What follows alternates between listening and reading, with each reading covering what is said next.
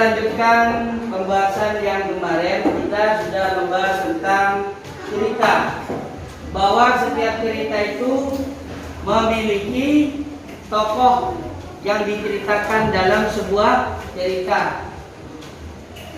Tokoh adalah pemain atau yang berperan di dalam sebuah cerita. Ada kemarin sudah dijelaskan, ada tokoh antagonis, ada tokoh protagonis, ada tokoh antagonis. Antagonis itu tokoh yang jahat, ya, beralam jelek. Ada tokoh yang protagonis. Apa protagonis? Tokoh yang bersikap baik, berwatak baik, yang bertingkah laku baik, yang patuh ditiru. Kalau antagonis tidak patuh ditiru, ya. Kalau protagonis yang harus kita tiru. Dan yang ketiga adalah sebagai penengah. Apa tokoh? Protagonis. Nah, sekarang kalian buka halaman 50. Kita akan bahas sifat-sifat tokoh dalam sebuah cerita. Jadi setiap cerita itu memiliki tokoh, dan setiap tokoh memiliki watak, memiliki karakter, memiliki kebiasaan, ya, memiliki kepribadian. Dan semua orang pasti memiliki kepribadian. Ada yang penyabar, ada yang suka marah-marah, ada yang suka menolong. Itu namanya kepribadian setiap orang. Dan di dalam cerita pun itu ada apa? Kepribadian masing-masing tokoh itu ada. Ya. Baik kepribadian atau tokoh yang memiliki watak itu disampaikan secara langsung dalam sebuah cerita, ada yang tidak langsung. Contoh, watak seorang tokoh yang dilakukan secara langsung, ya, yang dilakukan secara langsung, yang ditampakkan secara langsung. Contoh diantaranya yaitu misalnya sedang berbuat jahat kepada orang lain, atau misalnya sedang marah-marah, nah, atau suka menolong, itu namanya secara langsung. Misalnya ada seorang tokoh lagi duduk-duduk, kemudian ternyata dia melihat ada orang yang naik sepeda terjatuh, kemudian menolongnya, dikasih minum. Oh, karena luka diberi obat merah. Maka itu namanya tokoh secara langsung. Tokoh yang memiliki watak yang secara langsung dijelaskan di sebuah cerita itu. Ada juga yang tidak langsung, melalui cerita orang lain, ya, melalui cerita orang lain, melalui berita. Misalnya saya punya teman, dia orangnya baik, suka menolong. Nah, tokohnya itu ditampakkan wataknya itu melalui orang lain, tidak secara langsung. Jadi watak yang dimiliki tokoh itu ada yang secara langsung, ada yang tidak langsung. Jadi setiap tokoh itu memiliki watak, kebiasaan, karakter, tingkah laku. Baik tingkah laku itu perilakunya, wataknya, kepribadiannya secara langsung atau tidak langsung. Tidak mungkin seorang tokoh nggak punya kepribadian. Tidak mungkin tokoh itu tidak memiliki watak. Karena cerita itu harus ada wataknya masing-masing. Ada yang bagian penyabar, ada yang bagian yang baik-baik, ada yang bagian jahat-jahat. Itulah watak seorang tokoh. Kemudian selanjutnya ada bang. Ada yang secara langsung, ada yang tidak langsung. Secara langsung tadi dijelaskan bahwa marah. Ketika bukunya kena injak, marah. Kena senggol temannya, marah. Ada juga yang terlihat temannya lagi ikat bambu dibantu. Itu namanya watak yang dijelaskan secara langsung. Tapi kalau penjelasannya watak seseorang itu melalui cerita orang lain, atau misalnya bermimpi, kan ada film atau terbayang-bayang. Kamu ngelamun, dalam sebuah cerita misalnya ngelamun. Ingat memori tadi, ya. Tadi saya ditolong teman saya yang bernama Amir. Saya nggak bawa pulpen. Dia yang ngasih pinjaman ke saya. Nah, ini namanya menjelaskan watak Amir melalui secara tidak langsung. Kan? Diceritakan watak seorang Amir, yaitu dengan tidak langsung karena mulai melamun. Lalu teringat terbayang-bayang. Pulang rumah, lagi tiduran, ingat, ternyata Amir itu orangnya baik ya, walaupun saya nggak punya uang kadang dikasih uang. Kalau saya lupa nggak bawa uang saku saya diberi makanan juga. Nggak punya buku kadang dikasih kampung. Sungguh baik anaknya Amir itu ya. Nah dalam hati, nah itu namanya menjelaskan watak seorang tokoh tidak langsung. Kalau langsung ya dijelaskan dalam sebuah cerita. Kemudian selanjutnya kalian buka halaman 52 tentang menjelaskan tentang tokoh, bahwa setiap tokoh itu memiliki karakter atau watak atau kepribadian atau tingkah laku, ya. Dan seorang yang membuat cerita itu dalam menentukan watak ada kesesuaiannya. Yang pertama dengan fisik, ya. Yang kedua disesuaikan dengan psikis. Yang ketiga disesuaikan dengan sosiologis. Misalnya mau menceritakan orang yang gagah, raksasa, maka carilah orang yang besar, yang badannya besar. Menceritakan tentang kekuatan seperti Hulk, tahu Hulk kamu? Yang besar, maka itu cari aktor juga yang besar, karena menceritakan tentang kekuatan. Ya. Kemudian selanjutnya itu fisik, seperti misalnya juga raut wajah. Raut wajah ini juga menentukan ketika marah, bagaimana wajah itu seperti orang marah. Kamu diperankan menjadi watak orang yang pemarah, tapi marahnya itu sambil tengingisan, maka tidak dapat ekspresinya, tidak dapat. Jadi bagaimana jadi orang marah? Ya, gimana jadi orang marah? Mata melotot, aku enggak dia kan? Gak mungkin. Gak mungkin marah seperti ini ya. Pasti kan? Kenapa mungkin marah? Kamu ini namanya orang marah. Jadi pas ekspresinya, wajahnya orang marah, merah. Wajahnya merah, ya kan? Mata, melotot. Gak mungkin orang marah mungkin bukan nangis. Bagaimana wajah bersedih? Mengeluarkan air mata, walaupun bohongan, mengeluarkan air mata. Ya, itulah namanya harus ketika watak itu harus disesuaikan dengan fisiknya. Ya, ketika bagaimana bersedih, namanya bersedih misalnya nangis keluar air mata. Kalau marah lagi gini, mata melotot, wajah merah-merahan. Itu namanya mengekspresikan sedang marah, itu secara fisik. Ada juga berikutnya yaitu secara psikis. Ini sudah masuk sebuah tokoh yang keadaannya bagaimana berkaitan dengan rohaninya.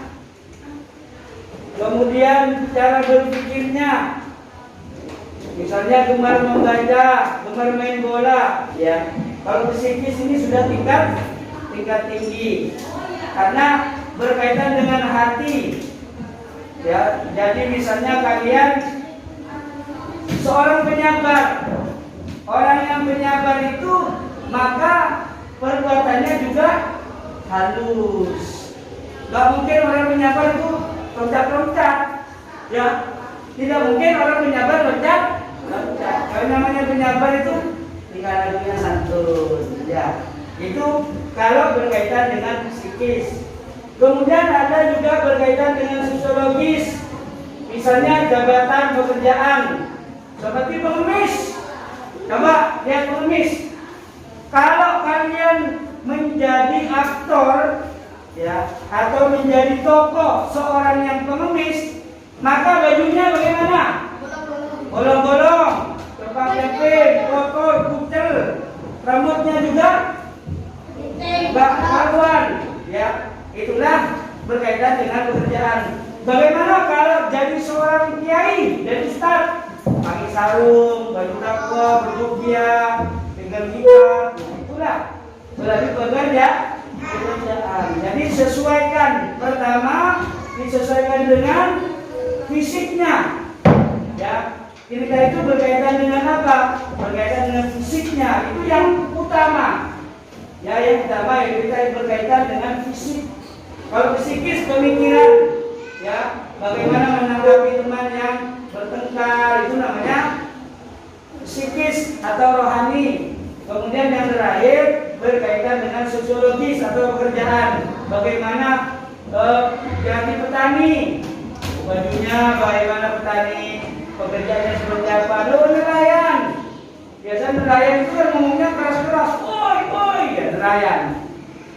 Misalnya orang perkotaan, kalau orang perkotaan ngomongnya halus, nggak rame-rame, kan dia kan. Tapi kalau pedesaan bagaimana? Sosialnya tinggi. Nah itulah watak seorang tokoh disesuaikan dengan pertama fisik, yang kedua psikis, dan juga sosiologis atau pekerjaan. 58 yaitu tentang cerita benda itu memiliki unsur-unsur. Ada unsur-unsur intrinsik, ada ekstrinsik. Bahasanya intrinsik itu in di dalam, es itu luar. Jadi yang dibahas pada pertemuan kali ini yaitu unsur-unsur intrinsiknya dari dalamnya. Seperti apa? Meliputi tema tentang manusia kuat. Wah, ini ceritanya Popeye. Tahu Popeye? Manusia kuat. Manusia yang kuat seperti Popeye. Nah, temanya adalah manusia kuat. Kemudian tokohnya, oh kita buat Popeye. Siapa yang jadi Popeye nanti? Ya, atau jadi Spiderman, atau jadi Hulk. Tokohnya ya kan? Itu namanya orang kuat. Kemudian karakter tokoh. Kita menjelaskan karakter tokoh-tokohnya. Ada tokoh antagonis, ada tokoh protagonis. Kalau Hulk atau Spiderman, ya atau Batman, kira-kira itu tokoh apa itu namanya? Tokoh yang baik. Apa namanya? Tokoh protagonis. Kalau musuhnya Popeye siapa namanya? Apa? Ikut musuhnya Spiderman ya, atau musuhnya Hulk, penjahat, itu namanya tokoh antagonis. Antagonis ya, jadi cerita itu harus ada tokoh protagonis, ada antagonis. Kalau hanya antagonis saja nggak bagus ceritanya, jahat semua, nggak ada yang baik. Dan jadi namanya cerita itu ada yang jahat, ada yang baik. Yang jahat supaya ditinggalkan, yang baik supaya ditiru. Ya, alur. Apa alur? Jalannya cerita. Misalnya Spiderman lagi naik bis kota. Kemudian ternyata di dalam itu ada perampok. Di dalam bis itu semua ditodong di dalam bis itu. Ternyata Spiderman jadi pahlawan. Langsung menolong jadi pahlawan. Jadi penjahat di sana itu langsung diserang oleh Spiderman. Itu namanya alur. Setelah itu baru turun. Nah, ini namanya alur. Latar itu tempatnya tadi di dalam bis, ada juga di dalam kereta api, atau di dalam lapangan. Di lapangan misalnya ada banteng yang ngamuk, Spiderman yang membela jadi pahlawan. ya kan? Akhirnya bantengnya diringkus oleh Spiderman. Itu namanya latar. Latar itu tempat, baik di lapangan, di dalam bis, di dalam kereta api, itu namanya latar. Di mana cerita itu terjadi. Kemudian usul intrinsik berikutnya yaitu keamanan, pesan. Apa kira-kira pesan yang ada di dalam film Spiderman? Satu, jadi manusia harus baik. Dua, apalagi? Manusia harus saling tolong menolong. Terus yang ketiga apalagi? Manusia yang kuat adalah manusia yang bisa membela orang lain. Boleh. Apalagi? Kekuatan yang Allah berikan kepada kita, kita gunakan untuk menolong orang lain. Dan banyak lagi pesan-pesan yang lain. Itu termasuk unsur-unsur intrinsik. Kemudian kalian buka lagi halaman yang digunakan tokoh, unsur-unsur cerita tadi ya. Tokoh, ada latar, ada alur, ada tema, amanah. Ini dijelaskan satu persatu sudah. Tokoh utama, jadi tokoh dirinci lagi. Ya, perhatikan, tokoh dirinci. Ada tokoh utama, ada tokoh pendamping, ada figuran atau tokoh pelengkap. Kemudian latar, setting atau tempat, ada waktu, ada suasana. Ya. Jadi latar itu ada 3 pembagian lagi. Kalau tadi dijelaskan hanya sepintas. Tokoh, hanya tokoh dijelaskan. Di sini sudah dijelaskan ada 3, ada tokoh utama, ada tokoh pendamping, ada figuran, ada latar. Ya, latar itu ada tempat, ada waktu, dan juga suasana, keadaan. Atau dalam keadaan hujan, dalam keadaan petir, itu keadaan. Kapan waktunya, siang atau malam atau pagi? Itu waktu jam berapa waktu? Kemudian tempat di mana? Di halaman, di dalam kelas, di dalam rumah, atau di atas gunung, di hutan, itu namanya tempat. Di mana tempat itu peristiwa itu terjadi, waktunya kapan, dan dalam keadaan seperti apa? Hujan, apa petir, ada gelap atau terang, itu namanya keadaan. Plot itu atau alur cerita. Sudah dijelaskan dari alur. Alur itu dibagi lagi, ada dibagi 3. Ada alur maju, ada alur mundur, ada alur maju mundur, itu campuran. Dan terakhir ada amanah, ada pesan. Sehingga kita dapat mengambil hikmah dari pesan tersebut. Halaman 86 itu ada cerpen atau cerita pendek. Cerpen itu bersifat fiktif atau non-fiktif. Ya, nyata atau tidak nyata, hayalan atau tidak hayalan. Ada yang cerita singkat itu hayalan, ada yang benar-benar terjadi. Cerita pendek biasanya ini hanya difokuskan kepada pemeran utama saja. Ya, jalannya peran utama, enggak pakai peran yang lain. Kalau film panjang seperti Ikatan Cinta itu kan macam-macam. Bukan hanya Mas Al dan Andin, tapi kakaknya Andin, kemudian ibunya Andin, kakaknya Mas Al, ibunya Mas Al, itu kan bukan cerita pendek namanya. Kalau cerita pendek hanya menceritakan Mas Al dan Andin. Tidak lepas dari itu namanya cerita pendek. Jadi cerita itu ada 2, ada cerita pendek, ada cerita panjang. Ada juga cerita non fiktif, ada cerita fiktif. Sekarang bagaimana caranya agar kalian itu tahu memahami makna sebuah cerita? Misalnya ada cerpen, ada cerita di bukunya, misalnya baca cerpen, supaya kalian itu bisa mengambil hikmah dari cerita itu, maka yang pertama kali kalian lakukan adalah baca berulang-ulang, dipahami, diulang-ulang dibaca. Kemudian setelah itu membandingkan dengan kisah nyata. Ya, dibandingkan dengan kisah nyata. Oh iya ya, ternyata begini. Oh iya, dulu terjadi dengan teman saya. Misalnya cerita tentang anak yang nakal, kemana-mana dia suka ganggu orang lain. Akhirnya dia kena walat, terjatuh naik sepeda motor.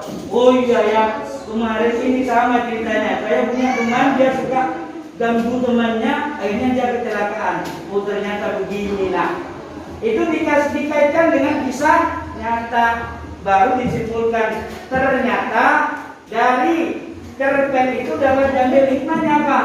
Kita hidup itu tidak boleh mengganggu orang lain supaya kita selamat. Itulah sebuah cerita, ya. Udah paham? Jadi sebuah cerita harus ada tokohnya. Tokoh harus memiliki watak, karakter, kebiasaan, baik secara langsung atau tidak langsung. Nah, karakter, watak, tema, alur, intrinsik